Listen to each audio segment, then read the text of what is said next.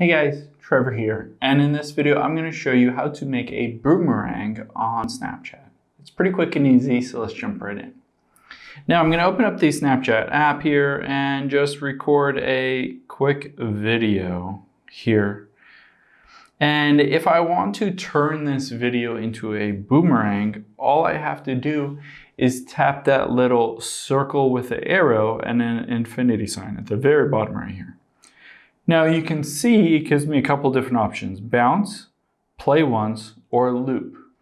Now if you choose bounce, that adds kind of a boomerang effect, and I can scrub over where I specifically want that boomerang to be. So I can choose one portion of this video to boomerang, and you can see that it will just go back and forth here and keep playing back and forth. And then all I have to do at that point is hit send it at the very bottom right and share that on my profile.